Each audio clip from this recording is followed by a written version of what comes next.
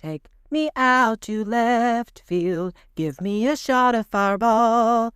Give me some high fives from Mark Peña and a hug from Jeff Cross as we stand on top of the tables. Hearing the horns, that's a blast. For it's 1, 2, 3 shots from the cannon with the ladies of left field.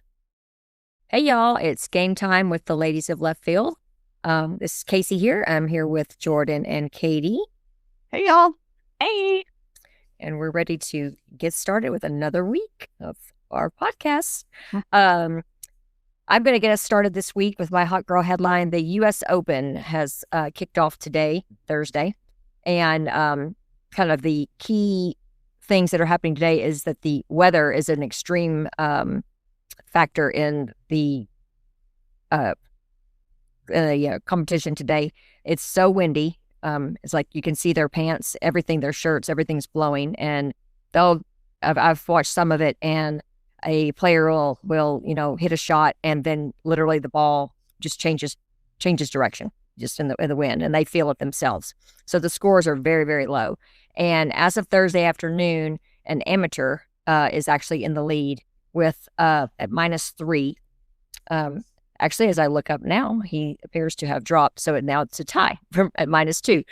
His name is Ryder Cowan, and he actually goes to Oklahoma. So we'll just give him a break on that one.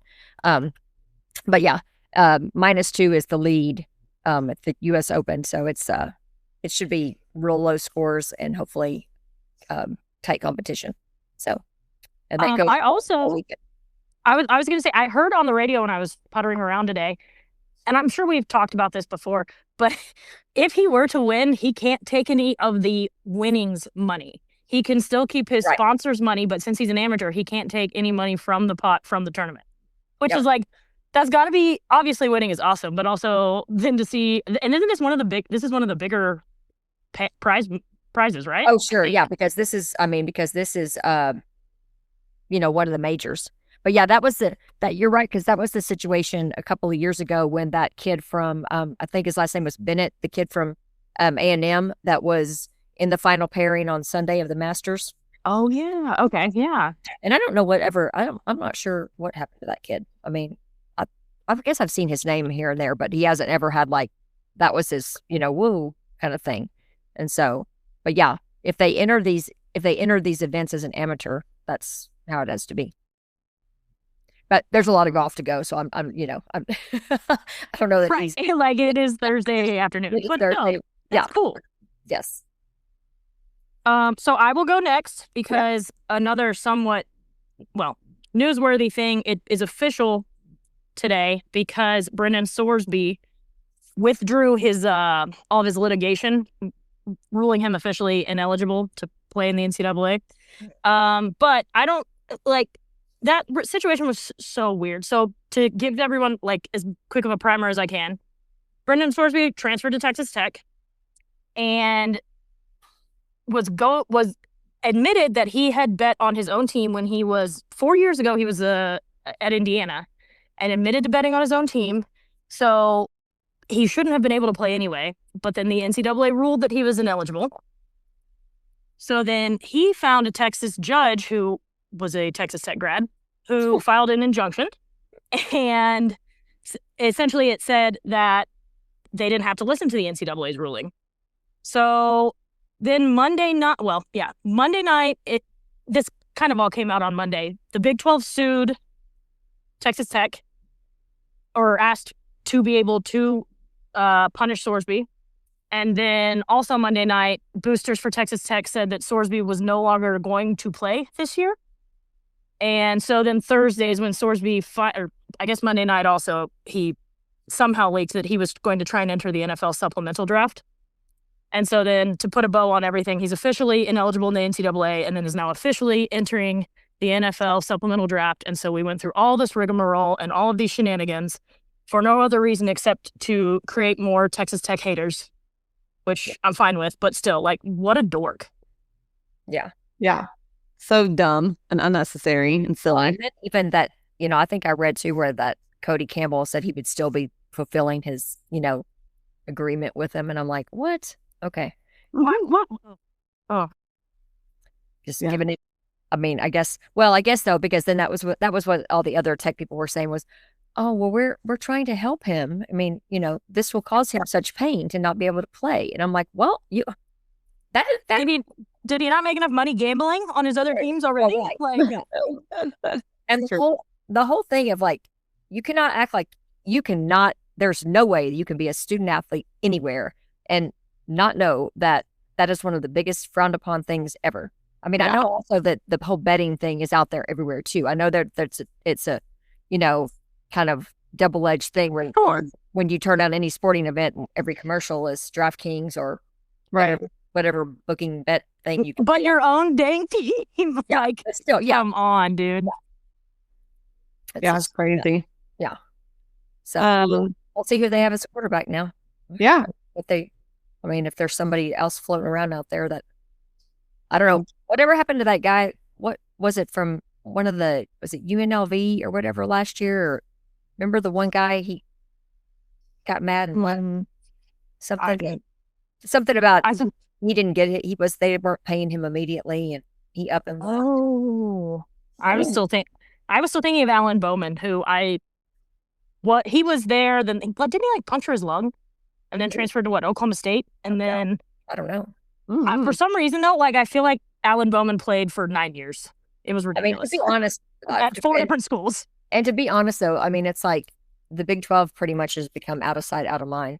Yeah, it has. At least as far as I'm concerned. I mean, it's when it comes to like knowing who's good at what, unless they're good at the very end. I'm kind of like, that's why like when after like the field got announced for baseball and I started realizing, I was like, Tech and Baylor weren't even like discussed, and I know that is very weird. Yeah, in West Virginia of all the schools.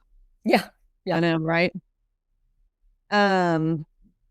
All right, well, I know I'm that whole thing was like all over the headlines and turned into like nothing. It's kind of crazy. But my hot girl headline is, first, of course, I got to finish up the NBA season and tell you guys all that the Knicks won. Shockingly enough to all of us, the Knicks did win the NBA championship. This was their first time to win a championship in 53 years. So they ended a 53-year drought. And so New York was on fire. It was kind of crazy. Those last 2 games, I mean, game 4 was just awful if you're a Spurs fan. I mean, it was just awful. Like they were up by 29 points at one time, looking just dominant. Yeah. And then I don't know what the heck happened. It was so weird. Like the Knicks came back. The Spurs just looked freaking confused. And then the Knicks came back to win on this last little minute tip-in situation. This guy was the guy that throwing the ball inbounds. And then somebody else shot, I forget who, but and then nobody boxed him out or even thought about him coming back in. And he runs right through the lane, just tips in the ball perfectly. It's like that was that Anna something. Yeah, his last name reminded me of Ginobili, but it was a little bit. It was Anna B, maybe. It was like ANON, but BY. Yeah. Anobi or something. Anobi, yeah, that's right. Yeah. But yeah, it was wild. So then, of course, it was like, oh my gosh, the Knicks only need to win one more game. Are the Spurs going to be able to even get another game? And they did not. The Spurs or the Knicks won it in game 5. Brunson just took over. That kid scored 45 dang points, which is just wild. And the Knicks are NBA champions. So there you go. There's your update on that. And then the thing we all want to talk about, which is the main part of our podcast, is baseball. And we want to talk about it, though, do we? It was okay. Our feelings are still hurt. They are. But it was a really good run. I'm like super proud of our team. I mean, the Peña family went to Omaha. We went Thursday night, flew up there. And then we had a great time. It's really, really a fun experience to go. Whether your team is there or not, it's super fun. But yeah, so we got up Friday morning, bounced around all the places, checked out a bunch of things, found some really cool sports bars. to hang in. Let It Fly is amazing. I'm like, can we franchise one of those here in Austin? Because that place is amazing. Was What everything is it? around the stadium? Or Everything just- was around the stadium, or an old market, which is right by the stadium as well. You know, everything's walking distance. And so it was just, yeah, it was super fun. We had a huge crowd of Texas fans there. Everybody was like super supportive of each other and super kind. So yeah, we did all that Friday. Had a, you know, just, yeah, it was fun. We like bounced around we went to Let It Fly. We went to Addie's. We stopped at a steakhouse. Me, Mark, and Forrest and PJ, and sat in the bar area.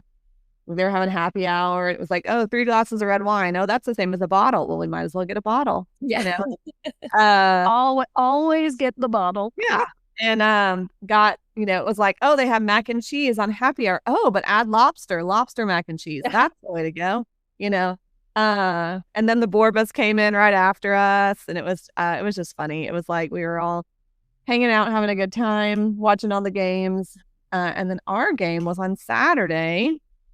It was not till 7:00 at night, y'all, which makes for a really long day. I got to super sleep in every single day, which is so fun. Yeah. The first round of games were West Virginia and Troy on Friday, and then also North Carolina and Ole Miss. And so West Virginia won that first game, and North Carolina won. And then on Saturday, the early game was Alabama and Oklahoma. Oklahoma won that game, and then our game was a night game. We played Georgia, and sadly, Georgia beat us 7-1. It was tough to watch and tough to be there, because That was probably the worst game we've played all year. I know. We were just so out of sync, y'all. Like in the first inning when we were just like, and Carson Tenney, I mean, was playing just very strange. I mean, everything was just like, Well, I mean, and Dylan wasn't pitching right. I mean, No. Dylan was throwing wild pitches and hitting people, which Yeah. he hasn't done all No. season. No. And then he strikes somebody out, but it's a wild pitch, and then Carson Tenney throws it wildly to first. Yeah. 2 times. yeah, 2 times. So it was just a hard game to be at. We were all moving around the entire time. You know how we do. We're like, oh, we're sitting in the wrong spot. I was like sitting by the Duplantiers, who I like love, but I was like, I gotta go. This is not good for me. Then next to me was some like freshman's parents who I don't know, and they were so nice, but I was like, I gotta move. Yeah. We stood up, you know, tried to change the mojo everywhere we went. But it was still like a beautiful stadium, super fun. Yeah. So Omaha, and then then the next day we had to play again since we were in the losers bracket. Monday. We got a day off. Right. You're right. We did have a day off. So on Sunday, though, Y'all went to the zoo. we went to the zoo, correct. Which was so fun. Everybody went to the zoo. Like Kyle and his parents went to the zoo. Denny and Tara went to the zoo. I can't even tell you who else went to the zoo. I love that so much, though. Like, Did y'all all What go was- and then kind of spread out and just do No, your own like- thing? No, Y'all we all all walked to- all planned to go. Oh, okay. We, like talked to each other and planned to go the entire time. Okay. And like, but then we all get there at different times and we never see each other the whole time. Oh, okay. Okay. Right. Okay. This So was hilarious. That zoo is massive, you guys. It's bigger than I even remember from like 10 years ago when I went. I was like, God dang, this zoo is huge. And there's so much to see. Yeah, so we did that. Then we went over to the team hotel, hung out with them. Yeah, Britt was having or Texas One Fun was having some event, like meet and greet with everybody. okay. Anyways, and then our game, and then PJ and I left. We left Monday. It was nice to have a day off in Omaha. We had so much fun on Sunday. We like literally went to the zoo, and then we went to a sushi place in the old market that had happy hour all day. PJ was so funny. She was I like, was going to ask, what place was that too? Because I think I've been there. Is it Blue? yeah. Okay. Yeah. Yeah. We have one here. That's great. Yeah, it was so fun. It was like, PJ was like, Sushi Sunday. Let's do this every Sunday. This is so I fun. love that. So first it was just me, Mark, and PJ. And then, of course, like everybody then started coming over. Adam, Rocky, Forrest. Taryn, Denny, Kyle, Logan. So it was a good time. Yeah, PJ and I left the next day. I was happy they all stayed to go to the game on Monday. We won our game on Monday, thank gosh, easily. Like, we looked amazing. Yep. I mean, hell, for Adrian Rodriguez to hit for the cycle is just like wild. I was like bummed that originally they didn't give him the triple. Oh. I was like, what? Yeah, I was listening to the I guess there was some decision they had to change it to a triple. Interesting. Yeah, because the way he hit the ball, I mean, it split. It went to the two people. So I think initially they in their heads they thought that the left fielder, because it kind of went off his glove a little bit, but like, I don't know. I was watching it, and then I watched when they went back and revisited. I think after the score or half the official was changed. Yeah, and I know I'm biased. I'm like, just that's ridiculous. Give it to him. Yeah, I mean, and they went back and did it. So I think that was right. I mean. But he was on fire. I mean, 5 for 5. I mean, his batting average was insane. That was amazing. Everything. And I mean, I was so happy with like our pitching. Of course, like, yeah. I mean, and I can basically say that again. In the second game against Georgia, I was like, okay, hello, see, let's let our starting pitchers actually pitch 100 pitches. I know. Let's let them throw that many and get in a groove and get going, and and not cause stress on the bullpen and stuff. Mm-hmm. So I know, and you can say, I mean, I thought Luke Harrison pitched just amazing. Oh yeah, it was just that like part of it broke my heart too. Like, the only solo, like the thing that made me feel a little bit better is, I mean, we just could not score runs. No. Like, giving up 2 runs is not a big deal, y'all. Like, that could not have been an issue. Absolutely. No, I mean, yes, that catch by Pendergrass was tough. That they called that. Not a catch. And that was a catch. It was a catch. I will go. I will die on this hill. Right. That was a catch. Somebody was like, "Ask Des. It's a catch." That's literally. I literally texted Amy and I said, "Oh no, I'm having flashbacks." Yeah. And then our outfielders kept running into each other. Yes, I was about to bring that up. Is that was something that was really bothering me? As I was like, call the ball. You need to be loud and call the ball, because A-Rod probably could have gotten that guy out at home. Yes. Well, either way, or Pat could have got him out, because Pat was kind of charging in and would have had more momentum and like a straight angle. Right. Either one, but it's like somebody, whoever's going to get it, call the other person off. Yeah. And then I definitely was shouting expletives in my living room, which was mostly use your effing words, call the effing ball. Even like in the 8th inning, when was it? Maddox Masur caught the ball and Pack almost ran into him. I know it happened, and it was Pack both times, which I thought was weird. Right. So that's what I was wondering. I'm like, what, are you the one that's not being vocal? I mean, you're a superstar, you're a stud. So let's get that taken care of, please, in the offseason, if that's not something that was going on or whatever. Mm-hmm. So, but in the long run, I'm like, okay, it was tough to be gone, but when we were facing Georgia, they were a buzzsaw. Of course, they got their saw. They did. In a way. So. Oh, you know what? This is an interesting. Who would you guys rather have won last night? I won't even say rooting for, because that just feels weird. But who? I same. I wanted Oklahoma to win. Yeah, I know. Same. Logan was roasting everybody, saying like, "Oh, it's weird to root for your rival just because they are playing the team that just beat you." And I'm like, no. I hate Georgia. I hate it. I know. I'm over Georgia. I'm over no Georgia. extra hate it. Yeah. Did you hear at one point they started chanting "just like football"? I heard that happened. I heard that on the broadcast. I heard it come through on one of the broadcasts, and I was like, now I'm just really, really angry. Yeah. So, I mean, now, of course, I want North Carolina to kick the crap out of OU. I mean, I'm not. There's no doubt. Right. Oh, heels. Yeah. Like I said, I do kind of like Skip Johnson. I mean, and so I'm like, I think it's really cool that he's like all of a sudden pulling out these freshman pitchers that are freaking killing folks. I don't know. I mean, I definitely don't want Oklahoma to win. Don't get me wrong, but I mean, it's just it's one of those things where I'm like, I don't like. I saw Mark say Cinderella. I'm like, they're not Cinderella to me. No. They're not a Cinderella school, and so I'm like, they lost like 5 of their last 6 series. Like, they lost the series. I mean, it's like squeaked in. And of course, yeah, they got hot. So I'm like, but I'm also like, ugh, I don't want them to win the national championship that way. Ugh. Yeah. But I did want them to beat Georgia. And of course, I'm going by my little adage of like, maybe they scored all their runs yesterday. Because they got all those home runs. Could have saved some runs for tomorrow. I know. So, of course, both teams, like North Carolina, basically beat, they scored a lot against West Virginia. But West Virginia kind of at least had a little bit more of a offensive showing in their game. But they both have the equal amount of days of rest.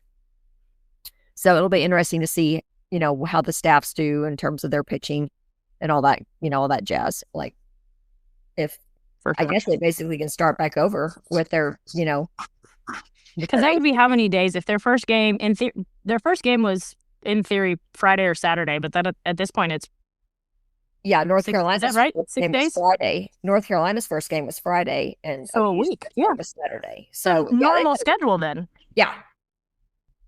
Dang. Okay, that's convenient. Yeah. So. Yeah, because they didn't have to risk a game today and having to use people.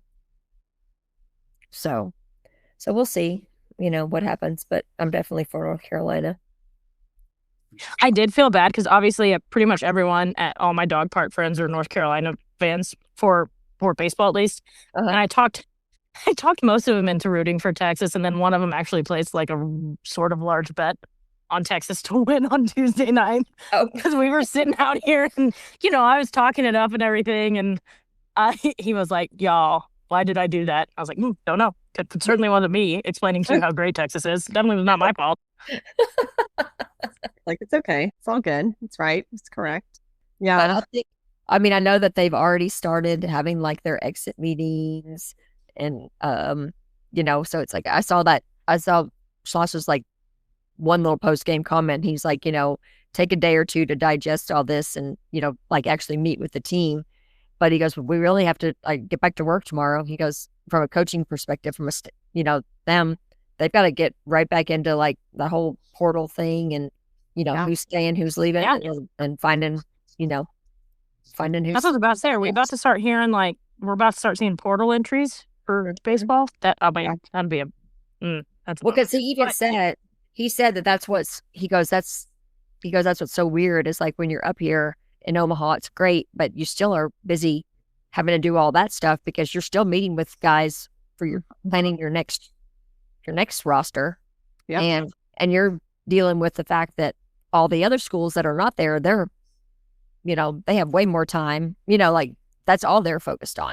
Yeah. They're not focused on having to win a game up there in Omaha and prepare for next year. Because he said even last year we were able to go on and get Tenney and Robbins, right? We were there, yeah, able to focus on it and make the pitch and do whatever it is we need to do. Oh, I did want to also say about the Alabama game. It was so awesome when Blake Peterson got in and had an yeah. Thank you. Oh yes, thank you for bringing that up. Barnes Brit. First ever RBI. Yeah. No, it was. It was another hard hit. I mean, it was like, oh my gosh, we thought it. I thought it was going through, and then I was like, dang it! But then when they said he got an RBI, I was like, oh my gosh, So that's still works. I also loved the dugout reaction. Like I thought Ruger was gonna come over the fence. That was so great. Yes. Yeah. Agreed.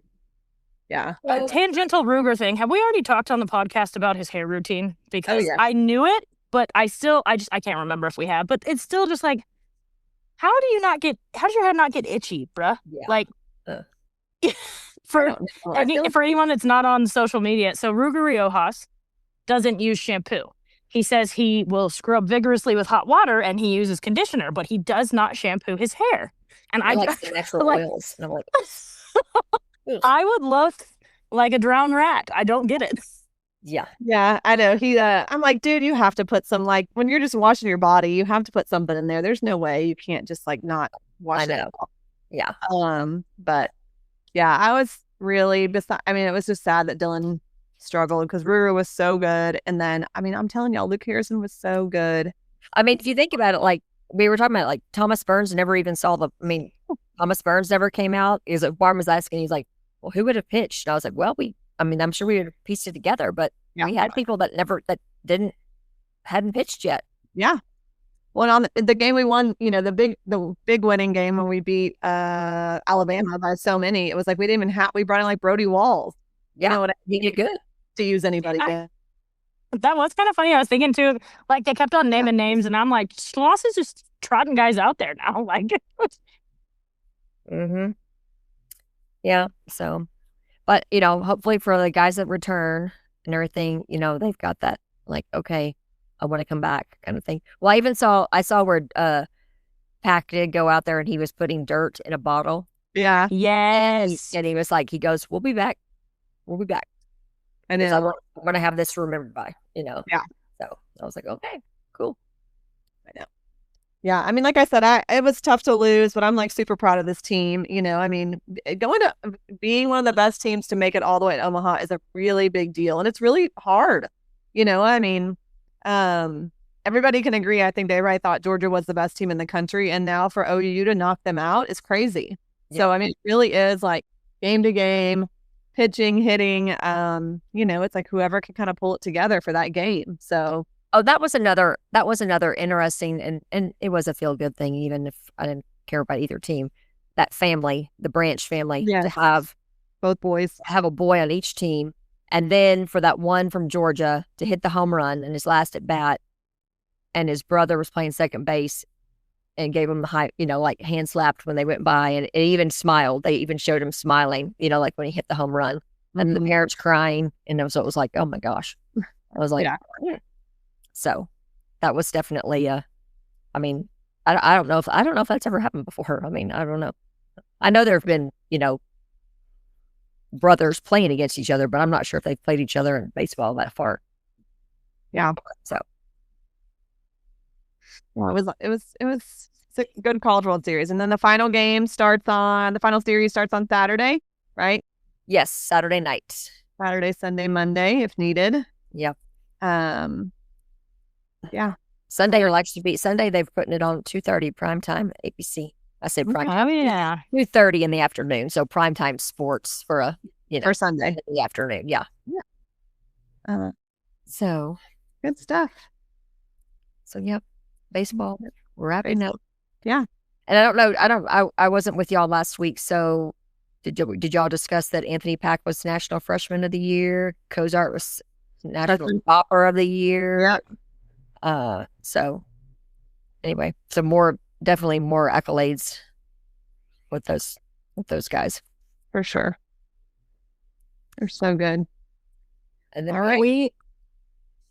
Sorry, y'all were talking about that, which just made me think too about like some of the, I don't have the names in front of me, but the Splash softball transfers. Oh yeah, this week. Yeah. Yes. And Florida State, like, did I read right that is the National Player of the Year is transferring here from Florida State? Oh, I didn't notice Isa that. Torres? That sounds right though. I don't think I knew about her yet. I knew about the Tech girl, and I thought there was somebody from Oklahoma State, but I could be dreaming that. I don't know. I know that I'd seen somebody else, but I don't know all the other people. I did also see, just speaking of softball, that Reese Atwood had her first home run against Niger Kennedy. Yeah, I saw that too. That was awesome. And I do like Niger, but still, that's got to be so tough. Like, and she's on Kat's team. Oh, is she? That's funny. Yep. She's on Kat's team, and Leanne Goods is on Kat's team. So I don't know if anybody else is. I don't know what team Mia Scott's on from last year. So, but I just happened to. I don't know how I saw that little tidbit about Reese getting the home run, but I actually had that game on. I think because I was supporting Becca, and I think something else is coming on. Kind of. So I actually was watching that when it happened. And I was like, no way. Nigel's just got to hate that. Like, never want to face Reese Atwood ever again. Yeah. And then we have two other female athletes at Texas raking in the awards. Farrah O'Keefe won the Honda Award for women's golf. So that's basically considered the best women's golfer. So she's won all the awards that are given to the top golfer. And she also was part of the USA in the Curtis Cup, which is the women's amateur golfers international competition. So it's like every other year. It's essentially like the Walker Cup, I guess. Right. The women. And she was 5-0 in her matches, and she secured the U.S.'s winning point on Sunday. So she's on a roll.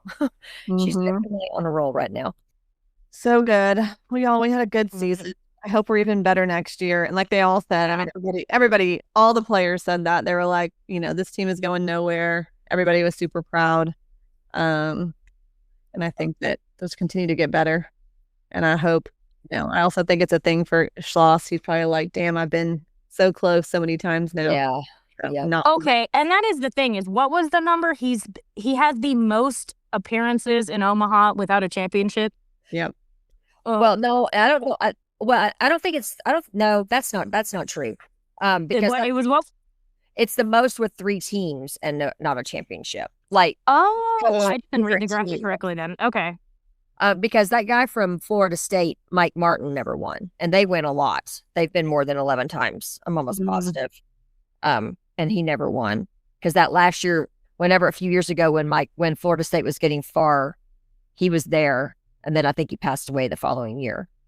But Florida State's, I'm almost positive they've never won. So the thing with Schloss was that they were focusing on taking. There's only 2 other coaches that have taken 3 different teams. Larry Koshel and got it. Maybe somebody from Miami or coached at Miami at one point. But we'll get it if he can, just keep plugging away, get our people. I was about to say, yeah, but it'll come. I assume it will come at Texas sooner rather than later. It was a bummer when I was apparently misreading the graphic, but he was. I saw one little thing too where he won his first year being his first time to take Texas. He was matched. I think Coach Gus and Ben Falk did the best his first time to taking Texas to the College World Series. They won, and then Coach Gus's first time he won 1 game. Augie and Pierce, their first times taking their first Texas teams going were 0-2. So at least. So he won 1 game. He was 1-2 his first time going. So. So I'm just ready for us to get to let's win several games. Okay. Crooked number. Come on. Let's get all the way. Let's get into it to the end. I definitely was having, because Katie's husband, my sister-in-law and brother, they're also there. They got there Monday just in time for the game. And then they were actually staying at the Embassy Suites or whatever. So it was like my nephews had the thrill of their life getting to take pictures with all the players and all that kind of stuff. So it was like, it was so fun. Yeah. I mean, I love watching Luke and Hunter at this point, like going out for all the players and, and it was so cute when I guess you're Luke and Luke Harrison and like, yes. Was like, I follow you on Instagram. That was hilarious. It was hilarious. Yeah. Oh my gosh, that's the best. Oh, so yeah. I mean, I feel like just based on like everything y'all are saying, everything that there's so much more to do up there now. Like they just made it more and more, like just fun. Oh, it's so fun. I mean, I always had fun, but it was like it just seems even more so. It looks so. Mark and I were just saying it's so different. Because in case when we went there, we just literally went to tailgate. You know what I mean? I mean, like that's what we did. We tailgated and we I don't even know if we went to dinner for God's sakes. It was like felt like we just tailgated. But now it's like people still tailgate. I mean, we didn't even tailgate. People do. But there's so many places to go around there in that whole area, and everything is just like so fun and nice, and like I don't know, like the park over there is so cool. They have this huge outside park by that river that runs through, and all these huge slides and this beautiful outdoor space, and I don't know, like it's just fun to pop around, you know what I mean, also and see different stuff. And and y'all walked. We would take an Uber from our hotel in Council Bluffs. We stayed at the Harrah's, so it's about a mile and a half away, and you could have walked. They have a walking bridge. I think it takes like 40 minutes to walk. So I mean, it's like, well, hop in an Uber, or Jeff Cross rented a car, so he would drive us sometimes. But it was so close. Everything was so close. And so once you get down there, and then you're good to walk. Yeah, and you just walk everywhere. Yeah. But we're super proud of our team. And for real, now it's football season, so we're ready for that. And we legit might be tailgating in left field for football. So we'll see how that goes. Oh, Lordy. Yeah. All right, guys. All right, friends. Well, here's to the next season. We'll week- come back and finish this up next week with our we can all think about our favorite moments and all that kind of good stuff. Oh, okay. Yeah. All right. End of the year. I can't believe that it's the end of the year, though. That's crazy. I know. It went by This fast. one seemed a lot faster to me. Usually in June, I mean, Agreed. I don't want to say I'm kind of ready for it to be, no, I don't want to say over, but I'm like, okay, I want to get to the pool, or I don't know, like whatever. And this year I was like not ready for it to be over. It did not feel like it was that Right. long. Yeah. Went fast. It did. We'll see you on left field. See y'all in left See y'all in left- field.